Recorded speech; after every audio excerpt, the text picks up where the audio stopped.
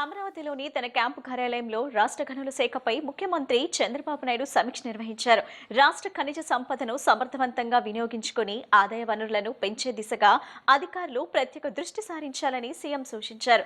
ముఖ్యంగా beach sand, rare earth minerals, ముడి ఇనుమ వంటి విలువైన ఖనిజాలకు వాల్యూ అడిషన్ చేపట్టడం ద్వారా రాష్ట్రానికి గరిష్ట స్థాయిలో ఆదాయం సమకూరే అవకాశాలు ఉన్నాయని పేర్కొన్నారు. ఖనిజ వనరులను కేవలం తవ్వకాలకే పరిమితం చేయకుండా పరిశ్రమల అభివృద్ధి, పెట్టుబడుల ఆకర్షణ, ఉపాధి కల్పనకు ఉపయోగపడేలా దీర్ఘకాలిక ప్రణాళికలు రూపొందించాలని అధికారులకు ఆదేశించారు. అలాగే రాష్ట్ర ఖనిజ సంపద ఆధారంగా మార్కెట్ క్యాపిటలైజేషన్ కు ఉన్న అవకాశాలను సమగ్రంగా అధ్యయనం చేసి గనుల రంగాన్ని రాష్ట్ర ఆర్థికాభివృద్ధికి కీలక శక్తిగా మార్చే దిశగా చర్యలు చేపట్టాలని ముఖ్యమంత్రి చంద్రబాబు నాయుడు సూచించారు. ఆంధ్రప్రదేశ్ను దేశంలోనే పారిశ్రామిక అభివృద్ధికి కేంద్రంగా తీర్చిదిద్దే దిశగా కూటమి ప్రభుత్వం వేగంగా అడుగులు వేస్తుందని పరిశ్రమల శాఖ మంత్రి టీజీ భరత్ తెలిపారు. గత 5 ఏళ్లలో రాష్ట్రంలో పరిశ్రమల రంగం వెనుకబడిందని, అయితే గత 2 ఏళ్లలోనే 20 లక్షల కోట్ల పెట్టుబడులను ఆకర్షించడంలో ప్రభుత్వం విజయమైందని చెప్పారు. ఇప్పటికే 11.77 లక్షల కోట్ల పెట్టుబడులకు ఎస్ఐపిబి ఆమోదం లభించగా వీటి ద్వారా 10 లక్షల మందికి పైగా ఉపాధి అవకాశాలు కల్పించినట్లు వెల్లడించారు. సచివాలయంలో నిర్వహించిన మీడియా సమావేశంలో ఆయన మాట్లాడుతూ quantum valley, green hydrogen valley, steel ప్లాంట్లు, space and drone city, circular economy వంటి భవిష్యత్ ప్రాజెక్టులపై ప్రభుత్వం ప్రత్యేక దృష్టి సారించిందని తెలిపారు. ఎన్నికల్లో ఇచ్చిన హామీ మేరకు 20 లక్షల ఉద్యోగాల కల్పన లక్ష్యంగా గ్రూప్ ఆఫ్ మినిస్టర్స్ ను ఏర్పాటు చేశామని చెప్పారు. రాష్ట్రంలో పరిశ్రమల ఏర్పాటుకు అవసరమైన అన్ని అనుమతులను వేగంగా మంజూరు చేస్తూ స్పీడ్ ఆఫ్ డూయింగ్ బిజినెస్ కు ఆంధ్రప్రదేశ్ కేర్ ఆఫ్ అడ్రస్ గా నిలుస్తుందని పేర్కొన్నారు. పరిశ్రమలు ప్రారంభించిన సంస్థల నుంచి కేటాయించిన భూములను తిరిగి స్వాధీనం చేసుకుంటున్నామని, ఓర్వకల్లు, కొప్పర్తి వంటి పారిశ్రామిక వాడల్లో సమస్యల పరిష్కారానికి చర్యలు చేపడుతున్నామని మంత్రి టీజీ భరత్ తెలిపారు. యువతలో నైపుణ్యాలను ప్రోత్సహించేందుకు Ratan Tata innovation hub, space city, defence, aerospace రంగాల్లో భారీ పెట్టుబడులను ఆకర్షించే దిశగా ప్రభుత్వం కార్యాచరణ అమలు చేస్తుందని స్పష్టం చేశారు.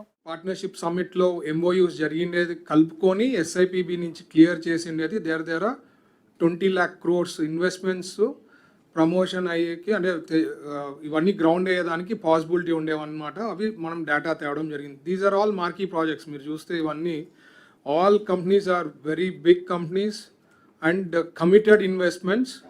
అండ్ దీంట్లో మీరు చూస్తే ఎస్ఐపిబి అప్రూవ్డ్ వచ్చి 11.77 lakh crore. ఈ బ్యాలెన్స్ ఏమైతే ఉందో అది పార్ట్నర్షిప్ సమ్మిట్లో చేసుకున్న ఎంఓయూస్. అవి ఆన్ ఎ రెగ్యులర్ బేసిస్ మనం ఫాలో అప్ చేసుకొని గ్రౌండ్ అయ్యే విధానంలో వీఆర్ పుషింగ్ టువర్డ్స్ ఇట్. అదే ఎస్ఐపిబి అప్రూవ్డ్ది మనం తీసుకుంటే అవి కానీ గ్రౌండ్ అయితే అన్నీ ఇప్పుడు ఆల్రెడీ అయినా ఎస్ఐపిబి నుంచి క్లియర్ అయినాయి, గ్రౌండింగ్ స్టేజ్లోకి జరుగుతున్నాయి. అది అవన్నీ కూడా ఫుల్ఫిల్ అయితే దగ్గర 10.32 lakh జాబ్ ఆపర్చునిటీస్ వస్తాయి అన్నమాట. సో దీంట్లో మీరు చూస్తే రీసెంట్గా AMCA project which is in సత్యసాయిది, exactly with in few days and few months you are able to ground that. అది స్టార్టింగ్ విత్ 10 to 15,000 crores లో ఉంటుంది. It will go up to 1,00,000 crore. So ఇట్లాంటివన్నీ like మీరు చూస్తే దీంట్లో గూగుల్ది data centre తీసుకుంటే the biggest largest FDI investment that has come to India is from Google. ఇట్లా రాయల్ ఎన్ఫీల్డే తీసుకోండి, పక్కన తమిళనాడులో ఉంది. They have never explore to go out of their state, but ఇక్కడ పాలసీస్ అవి బాగున్న తర్వాత ఇక్కడ రావడం జరిగింది. సో ఇట్లా ఇవన్నీ these are all important projects గురించి బ్రీఫ్గా ఇవ్వడం జరిగింది. The historic first and national లీడర్షిప్లో మనము బేసిక్లీ ఈ సెక్టార్స్లో మనం ఫోకస్ ఎక్కువ పెట్టడం జరిగింది. Like first in India the quantum valley, మీకు ఐడియా ఉంది, అమరావతిలో వస్తూ ఉంది క్వాంటమ్ వ్యాలీ గురించి. అండ్ ఆల్రెడీ చెప్పేదే కాకుండా క్వాంటమ్ కంప్యూటింగ్ సంబంధించిన మ్యానుఫ్యాక్చరింగ్ కంపెనీస్ కూడా ఈ మధ్య మనము క్లియర్ చేయడం జరిగింది. So first in quantum valley that is going to come in Amaravati. Vijayawada తూర్పు నియోజకవర్గంలో ఓటర్ సమగ్ర సర్వే కార్యక్రమం నిష్పక్షపాతంగా జరుగుతుందని ఎమ్మెల్యే గద్దె రామ్మోహన్ అన్నారు. ప్రజాస్వామ్యాన్ని కాపాడే ఆయుధం ఓటు అని, ఆ ఓటును కాపాడుకునేందుకు ప్రతి ఒక్క పౌరుడు సహకరించాలని కోరారు. బిఎల్ఓలు కూడా ఎంతో సహనం, ఓర్పుతో 100% కార్యక్రమాన్ని పూర్తి చేయాలని కోరారు. ఓటర్ జాబితా ప్రక్షాళన జరిగి నిజమైన ఓటర్ జాబితా బయటకు రావాలని ప్రత్యేక శ్రద్ధతో చేయడం జరుగుతుందని, జూలై 15 వరకు గడువు ఉందని, ఈ గడువు మరో 15 రోజులు పెంచాల్సిన అవసరం ఉందన్నారు. తూర్పు నియోజకవర్గం 2వ డివిజన్ శ్రీనివాస్ నగర్ బ్యాంక్ కాలనీలో ఓటర్ సమగ్ర సర్వే ప్రక్రియను ఎమ్మెల్యే గద్దె రామ్మోహన్ పరిశీలించారు. ఓటర్ ఫారాలు పంపిణీ, పూర్తి చేసిన ఫారంల స్వీకరణ, డిజిటలైజేషన్ ప్రక్రియ గురించి BLOలను అడిగి తెలుసుకున్నారు. ఈ సందర్భంగా ఎమ్మెల్యే గద్దె రామ్మోహన్ మాట్లాడుతూ ప్రతి పౌరుడికి ఓటు ఉండాలని, దానికోసం BLOలు ప్రత్యేక శ్రద్ధతో ఇంటింటికి తిరుగుతూ 1కి 4 సార్లు తిరిగి ప్రతి ఒక్కరి ఓటు కాపాడేందుకు చేస్తున్న కృషిని అభినందించారు. వివిధ రాజకీయ పక్షాలకు చెందిన బూత్ లెవెల్ ఏజెంట్లు కూడా అందరూ స్నేహపూర్వక వాతావరణంలో నిష్పక్షపాతంగా ఎవరి ఓటు తీయాలనే ఆలోచన లేకుండా ఓటు అందరికీ ఉండాలి, ప్రజాస్వామ్యబద్ధంగా ఎన్నికలు జరగాలనే ఉద్దేశంతో ముందుకు వెళ్తున్నానని చెప్పారు. 2002 ఓటర్ జాబితాలో సరిపోల్చుకుంటూ ఓటర్ సమగ్ర సర్వే ఫారాలను నింపి ఇవ్వడం జరుగుతుందని, కొంచెం శ్రమతో కూడుకున్న కార్యక్రమమైన BLOలు ప్రజలు అందరూ కలిసి ప్రక్రియను విజయవంతం చేసేందుకు ప్రయత్నించాలన్నారు. ప్రజలు కూడా సహనంతో ఉండాలని, ఓటు వేసేటప్పుడు చూపించే ఆసక్తి తరువాత అశ్రద్ధ చేయటం వల్ల కాలయాపన జరుగుతుందని ప్రజలు కూడా సహకరించాలని కోరారు. ఓటరు సమగ్ర సర్వే ప్రక్రియ ప్రారంభించి 15 రోజులైందని, ఓటర్ ఫారాలు పంపిణీ ప్రక్రియ పూర్తయిందని, మరో 15 రోజుల సమయంలో పూర్తి చేసిన ఫారాలు స్వీకరణ, ఆన్లైన్లో నమోదు, డిజిటలీకరణ చేయాల్సి ఉందన్నారు. సర్వర్ సమస్య వల్ల డిజిటలైజేషన్ ప్రక్రియ వేగంగా జరగటం లేదని, దీనివల్ల రిపోర్టులు తక్కువగా నమోదవుతున్నాయని, సమగ్రంగా చేసుకోవడానికి కొంత సమయం పడుతుందన్నారు. అయినా BLOలు చిత్తశుద్ధితో పనిచేయాలని కోరారు. మాజీ కార్పొరేటర్ జాస్తి సాంబశివరావు మాట్లాడుతూ సర్ ప్రక్రియ ముమ్మరంగా జరుగుతుందని చెప్పారు. 2002 ఓటర్ జాబితాలో పేరు గుర్తించడం, ప్రస్తుత జాబితాలో చూసుకోవటం అనేక ఇబ్బందులు కలుగుతున్నాయని అన్నారు. ఈ 15 రోజుల్లో కేవలం 20% మాత్రమే కార్యక్రమం జరిగిందని, ప్రజల్లో అవగాహన కల్పించిన తర్వాత ముందుకు వస్తున్నారని చెప్పారు. 15 రోజుల సమయం సరిపోదు కాబట్టి మరో 15 రోజులు, నెల రోజుల సమయం పెంచాలని కోరారు. ప్రతి ఒక్కరికి ఓటు ఉండాలి, ప్రతి సిటిజన్ కి ఓటు ఉండాలి. దానికోసం BLOలు బూత్ లెవెల్ ఆఫీసర్లు ప్రత్యేకమైన శ్రద్ధతో ఇంటింటికి తిరుగుతూ 1కి 4 సార్లు తిరిగి ప్రతి ఒక్కరికి ఓటును కాపాడటానికి చేసే ప్రయత్నాన్ని నేను ప్రత్యేకంగా వాళ్ళని అభినందిస్తా ఉన్నాను. అదే సమయంలో వివిధ రాజకీయ పక్షాలకు చెందిన బూత్ లెవెల్ ఏజెంట్స్ కూడా దాన్ని అందరూ కూడా ఫ్రెండ్లీగా, నిష్పక్షపాతంగా ఎవరు ఓటు తీయాలనే ఆలోచన కాకుండా ఓట్లు అందరికీ ఉండాలా, వాళ్ళ అభిప్రాయం ద్వారా ప్రజాస్వామ్యబద్ధంగా ఎన్నికలు జరగాలనే కాన్సెప్ట్ తో ముందుకు వెళ్లాలని కూడా నేను కోరుతా ఉన్నాను. అదే విధంగా జరుగుతా ఉంది. ఏదేమైనా కూడా ఇది భారతదేశంలో బోర్డర్ రాష్ట్రాల్లో ఉన్న సమస్యని వాళ్ళ నడిబొడ్డులో ఉన్న ఆంధ్ర రాష్ట్రానికి అదే విధంగా పెట్టడం వల్ల కొంచెం కాంప్లికేషన్ అవుతుంది ఓటు నమోదులు. అయినా కూడా ప్రతి ఒక్కటి 2002 ఓటర్ లిస్ట్ తో టాలీ చేసుకుని దాన్ని అన్ని కూడా పరిపూర్ణంగా అర్థం చేసుకుని ప్రతి ఒక్కరు కొంచెం శ్రమతో కూడిన కార్యక్రమం అయినా ఇక్కడ BLOలు, పబ్లిక్ అందరూ పబ్లిక్ లో కూడా సహనం రావాల్సిన అవసరం. పబ్లిక్ కూడా ఓటు ఎన్నికలు జరిగేటప్పుడున్న ఓటు మీద ఉన్న ఇంట్రెస్ట్ మామూలు రోజులు అశ్రద్ధ చేయటం వల్ల కొంత కాలయాపన జరుగుతూ ఉంది.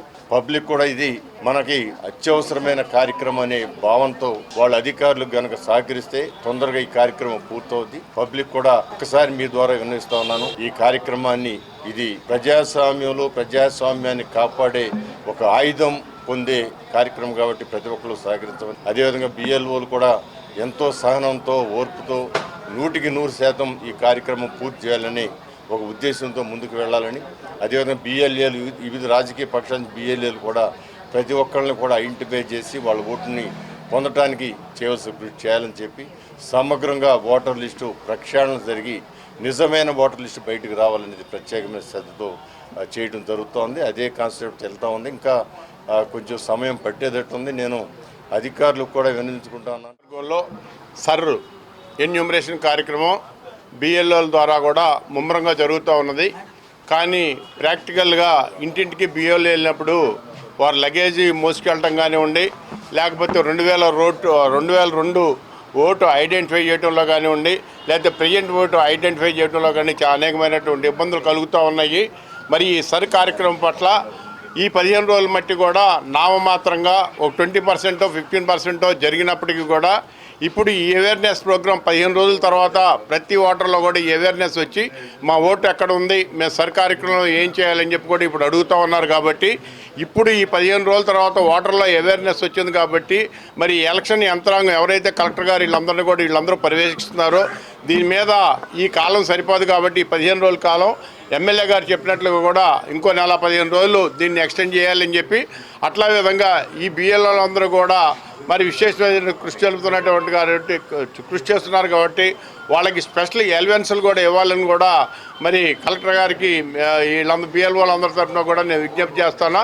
ఏదేమైనప్పటికీ కూడా ఈ కార్యక్రమం ఇప్పుడు ప్రజల్లో ఓటర్లు చైతన్యం అయ్యి మా ఓటు మేము నిలబెట్టుకోవాలని చెబుతున్నారు. ప్రజాస్వామ్యంలో ఓటే కీలకం కాబట్టి ప్రతి ఒక్క ఓటరు కూడా నిజమైన ఓటర్ ఎవరు కూడా ఓటర్ లిస్టులో మిస్ అవ్వకుండా కూడా మరి ఈ బిఎల్ఓలందరూ కూడా కృషి చేయాలని చెప్పి ప్రజలందరూ కూడా వారందరినీ 1-2 సార్లు ఇంటికి తిప్పకుండా వారు ఇచ్చినట్టు ఫామ్స్ సకాలంలో పూర్తి చేసి మళ్ళీ వాళ్ళకి వెనక్కి ఇవ్వాల్సిందిగా కూడా నేను కోరుతా ఉన్నాను. విద్యార్థుల ఉజ్వల భవిష్యత్తే కూటమి ప్రభుత్వ లక్ష్యమని సెంట్రల్ ఎమ్మెల్యే బోండమ్మ మహేశ్వరరావు అన్నారు. ప్రభుత్వ పాఠశాలను కూటమి ప్రభుత్వం కార్పొరేట్ స్థాయికి తీసుకువెళ్తుందని ఆయన అన్నారు.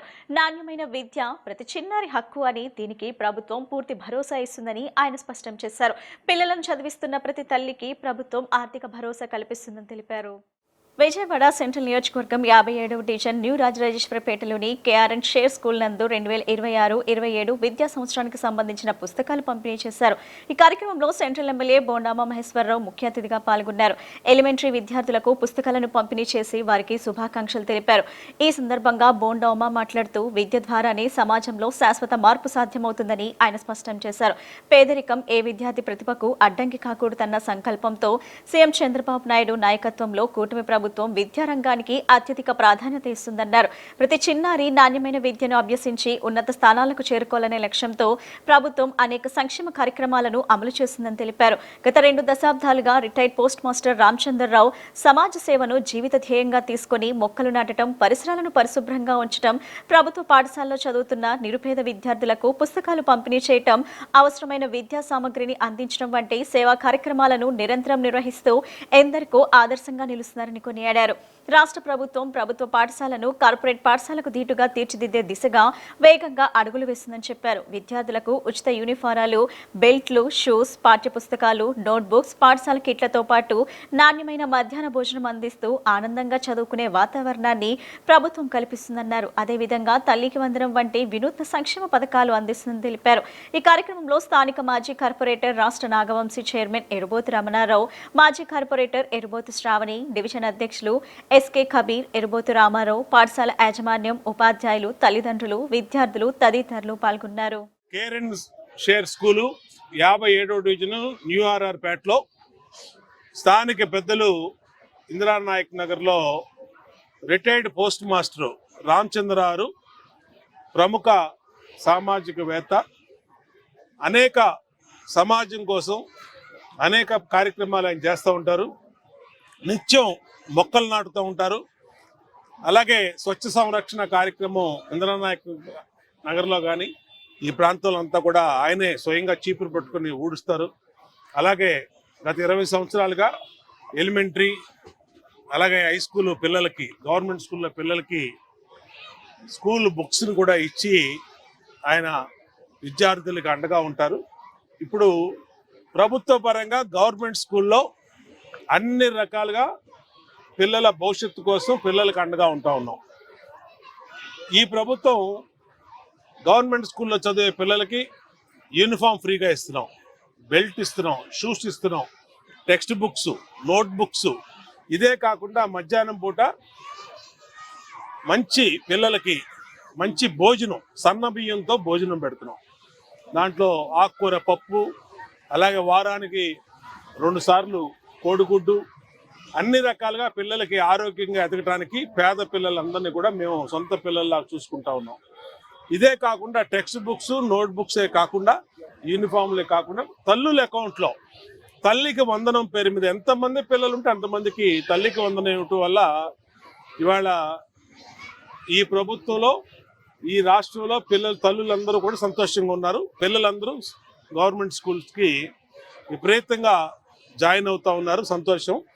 వాళ్ళ భవిష్యత్తు, వాళ్ళకి అన్ని రకాలుగా అండకుంటాం మా బాధ్యత. ఇవాళ న్యూ అకాడమిక్ ఇయర్ స్టార్ట్ అయినటువంటి సందర్భంలో అన్ని రకాలుగా మేము ఏర్పాట్లు చేసాం. ఏ స్కూల్లో కూడా ఇబ్బందులు లేకుండా చూసుకుంటా ఉన్నాం. ఇలాగా కార్యక్రమాలు చేసే ప్రైవేట్ వ్యక్తులకి వాళ్ళు కూడా హృదయపూర్వక ఈ నియోజకవర్గ శాసనసభ్యుడిగా రామచంద్రరావు గారిని హృదయపూర్వక అభినందిస్తా ఉన్నా. దీంట్లో మరి స్థానిక మాజీ కార్పొరేటర్ నాగవంశీ చైర్మన్ ఎరుబోతు రమణరావు, అలాగే మాజీ కార్పొరేటర్ మా చెల్లెలు ఎరుబోతు శ్రావణి, డివిజన్ నాయకులు అందరూ కూడా పాల్గొన్నారు. అందరికి కూడా అభినందనలు తెలియజేస్తారు. శారీరక పరిమితులను అధిగమించి క్రీడల్లో రాణించడమే కాకుండా ప్రభుత్వ ఉపాధ్యాయ ఉద్యోగాలు సాధించడం ఎంతో గర్వకారణమని ఎన్టీఆర్ జిల్లా కలెక్టర్ లక్ష్మీషా పేర్కొన్నారు. ప్రభుత్వం కల్పిస్తున్న అవకాశాలను సద్వినియోగం చేసుకుని పారా క్రీడాకారులు మరింత ఉన్నత శిఖరాలను అధిరోహించాలని ఆకాంక్షించారు. బందర్ రోడ్లోని ఠాగూర్ మెమోరియల్ గ్రంథాలయంలో para sports association of Andhra Pradesh ఆధ్వర్యంలో మెగా డిఎస్సి 2026 టీచింగ్ విభాగంలో పారా స్పోర్ట్స్ కోటా ద్వారా ప్రభుత్వ ఉపాధ్యాయ ఉద్యోగాలు సాధించిన 15 మంది పారా క్రీడాకారులకు ఘన సన్మాన కార్యక్రమం నిర్వహించారు. ఈ కార్యక్రమానికి ఎన్టీఆర్ జిల్లా కలెక్టర్ లక్ష్మీషా, రాష్ట్ర గ్రంథాలయ పరిషత్ చైర్మన్ కోనుగుండ్ల కోటేశ్వరరావు, రాష్ట్ర ఉర్దూ అకాడమీ చైర్మన్ ఫరూక్ ఉబ్లీ, ఉమ్మడి కృష్ణా జిల్లా గ్రంథాలయ పరిషత్ చైర్మన్ ఎంఎస్ బేగ్ ముఖ్య అతిథులుగా హాజరై ప్రభుత్వ ఉద్యోగాలు సాధించిన పారా క్రీడాకారులను శాలువాలు, జ్ఞాపికలతో సత్కరించి అభినందించారు. ఈ సందర్భంగా మాట్లాడిన అతిథులు శారీరక పరిమితులను అధిగమించి క్రీడల్లో ప్రతిభ చాటడమే కాకుండా ప్రభుత్వ ఉపాధ్యాయ ఉద్యోగాలను సాధించడం పారా క్రీడాకారుల పట్టుదల కృషికి నిదర్శనమని కొనియాడారు. క్రమశిక్షణ, ఆత్మవిశ్వాసం, సంకల్ప బలం ఉంటే ఎలాంటి లక్ష్యాన్నైనా సాధించవచ్చునని, పారా క్రీడాకారుల విజయాలు సమాజంలోని యువతకు స్ఫూర్తిదాయకమని పేర్కొన్నారు. ప్రభుత్వం కల్పిస్తున్న అవకాశాలను సద్వినియోగం చేసుకుని మరింత ఉన్నత స్థాయికి ఎదగాలని పారా క్రీడాకారులకు సూచించారు. అలాగే పారా స్పోర్ట్స్ కోటా ద్వారా దివ్యాంగ్ క్రీడాకారులకు ప్రభుత్వ సేవల్లో అవకాశాలు కల్పించిన రాష్ట్ర ముఖ్యమంత్రి నారా చంద్రబాబు నాయుడు, ఉప ముఖ్యమంత్రి కొణిదెల పవన్ కళ్యాణ్, ఐటీ, ఎలక్ట్రానిక్స్ మరియు విద్యాశాఖ మంత్రి నారా లోకేష్లకు para sports association of Andhra Pradesh తరపున ప్రత్యేక కృతజ్ఞతలు తెలిపారు. ఈ కార్యక్రమంలో రాష్ట్ర Urdu academy director Nizamuddin, para sports association రాష్ట్ర జిల్లా ప్రతినిధులు, క్రీడాకారులు, వారి కుటుంబ సభ్యులు, గ్రంథాలయాధికారి రమాదేవి, గ్రంథాలయ సంస్థ సిబ్బంది తదితరులు పాల్గొన్నారు.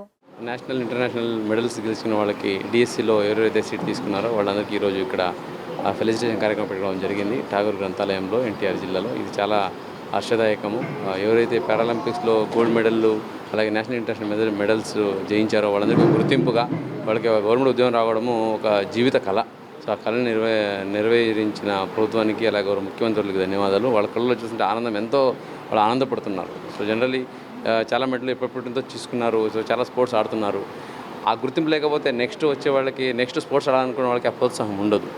వాళ్ళు అదే ఆ బాధతో అలాగే అక్కడే ఉండిపోతారు. అదే ఇటువంటి రికగ్నిషన్ ద్వారా వాళ్ళకి గవర్నమెంట్ జాబ్ రావడం, డీసీలో సెలెక్ట్ అవ్వడము, ఆ మెడల్ ద్వారా వాళ్ళకి గవర్నమెంట్ జాబ్ రావడంతో మిగతా వాళ్ళు కూడా మోటివేట్ అవుతారు. ఇది ఒక మంచి పరిణామము. ఆ పాలసీ చాలా మంచి పాలసీని తీసుకొచ్చింది ప్రభుత్వము. సో అటువంటి పాలసీ మరిన్ని రావాలి. ఇలాగా ఎవరైతే వికలాంగ చేతనలు ఉన్నారో, అట్లాగే ఇలాగ ఫిజికల్ హ్యాండిక్యాప్ బాధపడుతున్నారో వాళ్ళందరికీ ఇటువంటి గవర్నమెంట్ సపోర్టు, అలాగే ఇక ఇన్స్టిట్యూషనల్ సపోర్టు ఎక్స్టెండ్ చేయడం చాలా ఆశ్చర్యదాయకం. ఇటువంటి ఇలాగ బెనిఫిట్ పొందిన ప్రతి ఒక్కరికి అభినందన తెలియజేసుకుంటూ మిగతా వాళ్ళకి కూడా రిక్వెస్ట్ ఒకటే, సో నెవర్ లూజ్ హోప్. మీరు ఏమేమి ఫీల్డ్లో ఉంటున్నారో, మీరు ఎక్కడ ఉంటున్నారో మోటివేట్ అవ్వండి. కంపల్సరీగా ఏదో ఒకటి స్పోర్ట్స్ యాక్టివిటీస్లో ఇన్వాల్వ్ అవ్వండి. కంపల్సరీగా దానికి తగిన గుర్తింపు ఉంటుందని సందర్భంగా తెలియదు. కూటమి ప్రభుత్వం వచ్చిన తర్వాత 16,000 మందికి డిఎస్సిలో ఉద్యోగాలు వచ్చిన తర్వాత ఏదైతే గత ప్రభుత్వం ఉందో వారు ఒక్క ఉద్యోగం కూడా ఇవ్వకుండా నిరుద్యోగులను మోసం చేసింది. ఆ మోసాలని కూటమి ప్రభుత్వం మీరు మోసం చేశారు, మేము న్యాయం చేశామని చెప్పేసి నిరూపించినందుకు కూడా తట్టుకోలేక ఏదో జరిగిపోయిందని చెప్పేసి నానా రకాలుగా వాళ్ళు మాట్లాడటం నిజంగా సిగ్గుసేటు. చూశారు కదా, ఈరోజు దివ్యాంగులు పారా స్పోర్ట్స్లో ఎవరైతే మెడల్ సంపాదించారో వారికి 15 మందికి డిఎస్సిలో ఉద్యోగాలు వచ్చాయంటే నీతి నిజాయితీకి నిదర్శనం అని చెప్పేసి వారి మాటల్లోనే మీరు విన్నారు కదా. వారు మేము పారా స్పోర్ట్స్లో మెడల్ సంపాదించినందుకు, మాకు నిస్వార్థంగా ఈ యొక్క ఉద్యోగాలు వచ్చినందుకు మా కుటుంబాలు కూటమి ప్రభుత్వానికి రుణపడి ఉంటామని చెప్పేసి చెప్పటం మాకెంతో ఆనందాన్ని ఇచ్చింది. అందుకే చంద్రబాబు నాయుడు గారికి, పవన్ కళ్యాణ్ గారికి, నారా లోకేష్ గారికి, ఈ పారా స్పోర్ట్స్ తరఫున వారికి మేము ధన్యవాదాలు తెలియజేస్తూ ఉద్యోగాలు వచ్చిన వారందరూ కూడా మేము శుభాకాంక్షలు తెలియజేస్తున్నామని చెప్పి మనకు ఉన్న డిసేబిలిటీని కాదు మనం చూడాల్సింది, మనం డిఫరెంట్లీ ఏబుల్డ్ అనేది చూపించడం అనేది నిరూపించడం జరుగుతూ ఉంది. ఎంతో కాలంగా వీళ్ళందరూ కూడా ఒక హోప్ వదిలేసిన పరిస్థితి కనబడితే ఈరోజు ఆంధ్ర రాష్ట్రం కూటమి ప్రభుత్వం ద్వారా డిఎస్సి ద్వారా ఏదైతే నారా లోకేష్ గారు ప్రోత్సాహంతో స్పోర్ట్స్ కోటాలో వీళ్ళందరూ కూడా రూపాయి ఖర్చు లేకుండా వాళ్ళ యొక్క స్వయం కృషితో వాళ్ళు ప్యూర్లీ మెరిట్ బేసిస్ మీద గుర్తించి ఈరోజు వాళ్ళందరికీ ఉద్యోగం రావడం అనేది మేమందరం కూడా చాలా గర్వపడతా ఉన్నాం. మేము ఒకటే చెప్తా ఉన్నాం, కూటమి ప్రభుత్వం ప్రతి ఒక్కరికి అండగా నిలిచింది. ఇలాంటి వ్యక్తులు మరి ఏదైతే మన సమాజంలో వాళ్ళు హోప్స్ వదిలేసిన వ్యక్తులను కూడా వాళ్ళందరూ కూడా ఈరోజు ప్రోత్సహించి వాళ్ళందరూ కూడా భవిష్యత్తులో ఎలా ఉంటుందని చూపించి వాళ్ళందరూ సహకరించిన ఈ కూటమి ప్రభుత్వం మేమందరూ కూడా ధన్యవాదాలు తెలియజేసుకుంటా ఉన్నాం.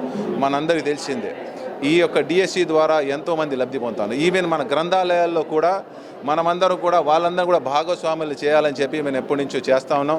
ముఖ్యంగా ఈరోజు మా రాష్ట్ర అధ్యక్షుడైనటువంటి కోడిగంట్ల కోటేశ్వరరావు గారు కూడా రావడం, ఆయన ఒక అధ్యక్షతనంలో ఈరోజు ఈ కార్యక్రమం జరగడం అనేది, దాంతోపాటు మా స్థానిక ఎన్టీఆర్ జిల్లా కలెక్టర్ గారు లక్ష్మీషా గారు రావడం, ఉర్దూ అకాడమీ రాష్ట్ర చైర్మన్ అయినటువంటి ఫారూక్ షుబ్లీ గారు రావడం, ఇవన్నీ కార్యక్రమంలో పాల్గొని విజయవంతం చేసిన వాళ్ళందరూ కూడా పేరున ప్రత్యేక ధన్యవాదాలు తెలియజేసుకున్నాను. అలాగే ఈ యొక్క స్పోర్ట్స్ ఈవెంట్ని ఈ యొక్క ఈవెంట్ని కండక్ట్ చేసిన ఎల్లప్ప గారికి, అలాగే ఆయన మిత్ర బృందానికి ప్రతి ఒక్కరికి పేరున ధన్యవాదాలు. అలాగే ఈ యొక్క 15 మంది ఉద్యోగాలు సాధించిన వాళ్ళందరూ కూడా వాళ్ళు విజయులుగా వాళ్ళు ఇంకా ఉన్నత స్థానంలో మనం అందరూ చూడాలని చెప్పి మనస్ఫూర్తిగా వాళ్ళందరినీ అభినందిస్తూ ఉన్నాం. రైతులకు 2 లక్షల లోపు ఉన్న రుణాలను ఒకమారు రద్దు చేయాలని, అన్నదాత సుఖీభవను 50,000 రూపాయలకు పెంచాలని సిపిఐ రాష్ట్ర కార్యదర్శి గుజ్జల ఈశ్వరయ్య డిమాండ్ చేశారు. 6 కాలం శ్రమించి పంట పండించి దేశానికి అన్నం పెడుతున్న రైతులకు 10,000 రూపాయలు పెన్షన్ ఇచ్చేందుకు ప్రభుత్వానికి చేతులు రావటం లేదని విమర్శించారు. వివిధ రకాల పంటలకు గిట్టుబాటు ధర లేక రైతులు ఇబ్బందులు పడుతున్నారని, ప్రభుత్వం స్పందించి గిట్టుబాటు ధరలు కల్పించాలని కోరారు. రైతుల సమస్యలను ప్రభుత్వం ముందు పెట్టామని, వాటిని పరిష్కరించకపోతే పెద్ద ఎత్తున పోరాటం కొనసాగిస్తామని తెలిపారు. గిట్టుబాటు ధర కల్పించలేకపోతున్నారు, ఇన్పుట్ సబ్సిడీ ఇవ్వలేకపోతున్నారని చెప్పారు. రాష్ట్రంలో రైతులు ఇబ్బందులు పడుతుంటే ప్రభుత్వం నిమ్మకు నీరెత్తినట్లు వ్యవహరిస్తుందన్నారు. ఆంధ్రప్రదేశ్ రైతు సంఘం, ఆంధ్రప్రదేశ్ కౌలు రైతు సంఘం ఆధ్వర్యంలో రాష్ట్ర వ్యాప్తంగా రైతులు ఎదుర్కొంటున్న సమస్యల పరిష్కారం కోసం సీఎం క్యాంపు కార్యాలయానికి రైతుల రాయబారం పేరిట కార్యక్రమాన్ని నిర్వహించారు. కార్యక్రమానికి రాష్ట్రంలోని వివిధ ప్రాంతాల నుంచి రైతులు, కౌలు రైతులు భారీ సంఖ్యలో తరలివచ్చారు. వారికి సంఘీభావంగా సిపిఐ రాష్ట్ర కార్యదర్శి ఈశ్వరయ్య, జాతీయ కార్యదర్శి రామకృష్ణ పాల్గొన్నారు.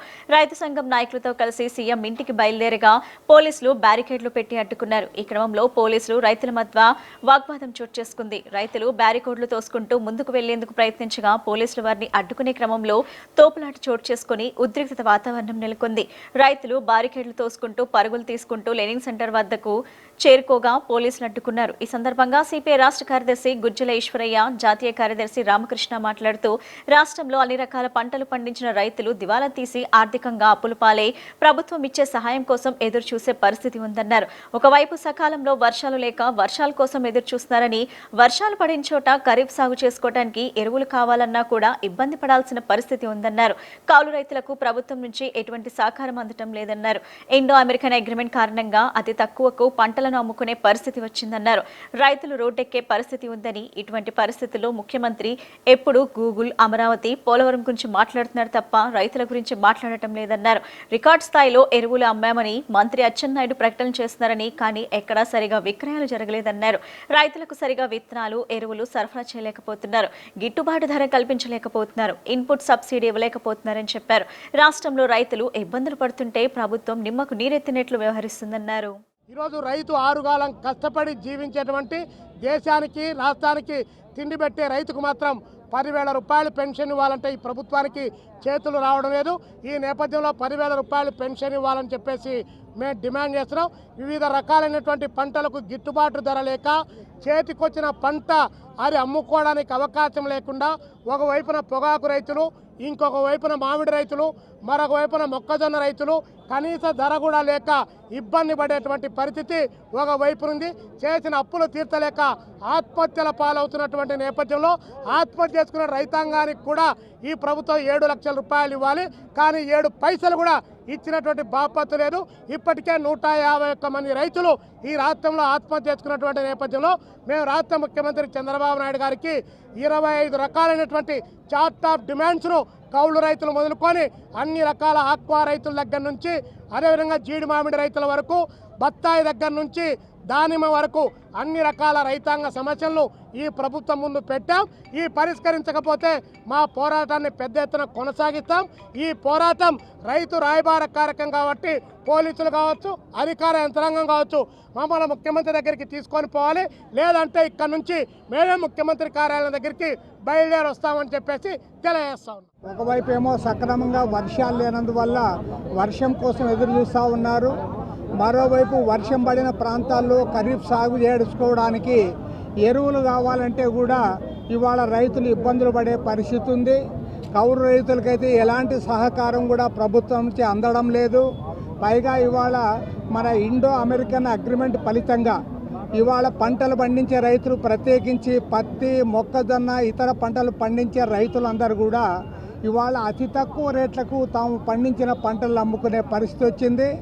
మన రాష్ట్రంలో ఏనాడు చూడలేదు. అటు చిత్తూరు జిల్లాలో మామిడి పండించే రైతు మొదలుకొని ప్రకాశం జిల్లాలో పొగాకు పండించే రైతు, అదేవిధంగా గోదావరి జిల్లాలో కోస్తా ప్రాంతంలో ఆక్వా రైతులు అందరూ కూడా ఇవాళ రోడ్డెక్కే పరిస్థితి వచ్చింది. ఇంత దుర్భరమైన పరిస్థితుల్లో మన రాష్ట్ర ముఖ్యమంత్రి చంద్రబాబు నాయుడు గారు ఎంతసేపు గూగుల్ గురించి, తర్వాత పోలవరం గురించి, అమరావతి గురించి మాట్లాడుతూ ఉన్నాడు తప్ప ఏ ఒక్కనాడు కూడా రైతాంగాన్ని గురించి మాట్లాడడంలే. వ్యవసాయ శాఖ మంత్రి అచ్చెన్నాయుడు గారేమో మేము బ్రహ్మాండంగా రికార్డు స్థాయిలో ఎరువులన్నీ కూడా అందజేశాం, ఇవాళ రైతులందరూ కూడా సంతోషంగా ఉన్నారని ప్రజలు మభ్యపెడతా ఉన్నారు తప్పితే ఇవాళ రైతులందరూ కూడా అల్లాడిపోతూ ఉన్నారు. ఇప్పటికే ఇవాళ ఇబ్బందుల్లో ఉన్న రైతాంగానికి మీరు సక్రమంగా విత్తనాలు సరఫరా చేయలేకపోతూ ఉన్నారు, ఎరువులు సరఫరా చేయలేకపోతూ ఉన్నారు. రాబోయే రోజుల్లో వారు పండించిన పంటలకు కూడా ఇవాళ సక్రమంగా మీరు గిట్టుబాటు ధరలు ఇవ్వలేకపోతూ ఉన్నారు. ఈరోజు ఆంధ్రప్రదేశ్లో రైతాంగం ఎదుర్కొంటున్నటువంటి సమస్యల మీద రైతు సంఘం, కౌలు రైతు సంఘం చాలా పెద్ద ఎత్తున పోరాటానికి సమాయత్తం అవుతూ ఉన్నారు.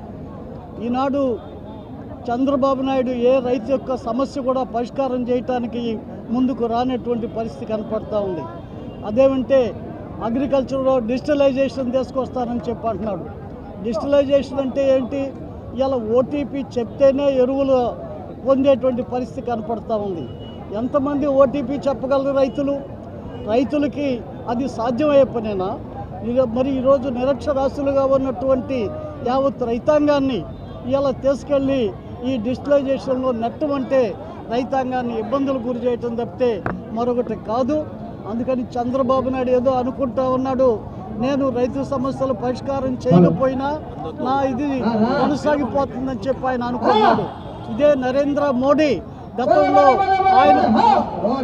గతంలో కూడా ఆయన అట్లే అనుకొని మరి రైతాంగానికి వ్యతిరేకంగా 3 నల్ల చట్టాలు తీసుకొస్తే మొత్తం రాజకీయాలకు అతీతంగా, పార్టీలకు అతీతంగా యావత్ రైతు జాతి అంతా కూడా ఒక తాటి మీదకి వచ్చి 13 నెలల పాటు పోరాటం చేస్తే నరేంద్ర మోడీ దిగి వచ్చి వాటిని బేషరతుగా ఉపసంహరించుకొని మొత్తం యావత్ రైతు జాతికి క్షమాపణలు చెప్పినటువంటి పరిస్థితి జరిగింది.